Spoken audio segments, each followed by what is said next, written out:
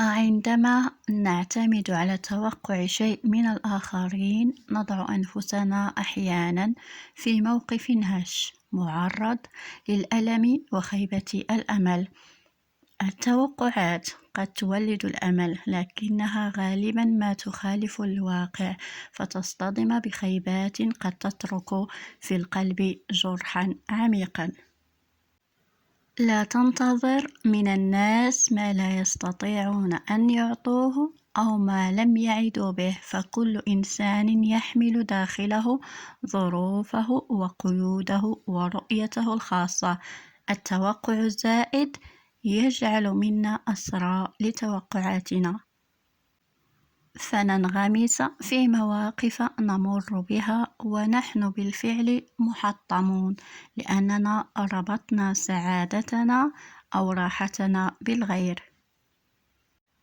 الحرية الحقيقية تكمن في أن نقلل من توقعاتنا وأن نقدم لأفعال الآخرين تقديراً دون الاعتماد عليها، ونملأ حياتنا بالثقة بالنفس والعمل على أنفسنا ورفع استحقاق ذواتنا. حينها فقط سنعيش ببساطة وسعادة، مستمتعين باللحظة دون أن تثقل كاهلنا الأحمال الثقيلة التي تكسر ظهورنا وتطفئ ما بداخلنا وتجعلنا نقبل بما لا يليق بنا كأشخاص. لنا كرامتنا وكيان يحاول فرض وجوده في عالم تملأه القسوة والأنانية. فأخطر القبور ليست في باطن الأرض، بل في قلوب فقدت الأمل وعقول استسلمت للعدم.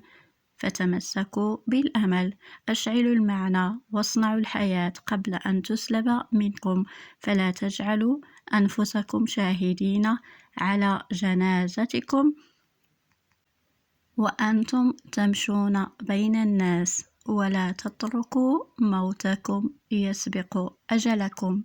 والسلام. إذن هذه هي الرسالة التحفيزية اللي حبيت نوجهها لكم، امتدادا للموضوع اللي سبق ناقشت معكم في الفيديو السابق. وكما شفتوا معايا يعني بديت بالرسالة التحفيزية باش ما يمشيليش الكلام. هنا كما كتشوفوا معايا فيديو خفيف ظريف. هنا فاش مشينا للسعيدية طبعا مع العشية درنا دويرة في المعرض، يعني بالنهار في الصباح مشينا للبحر ومن بعد الغداء ارتحينا شوية، ومن بعد درنا واحد الدورة في هذا المعرض كاين تما رائع جدا، فيه كما شفتوا في البداية ديال الفيديو معرض فيه كل شيء الصراحة، منتوجات مغربية 100%، وكل شيء فيه زوين والصراحة أجواء رائعة جدا. هنا طبعا من بعد ما درنا واحدة الدويرة خفيفة، كما كتشوفوا هنا لقينا هذه كتنقش الحنة هنا، والصراحة الوالدة قالت لنا ضروري تنقشوا نتوما نديروا الباروك. كما يقولوا هذا ما كان أنا ومرت خويا، المهم نقشت لنا الحنة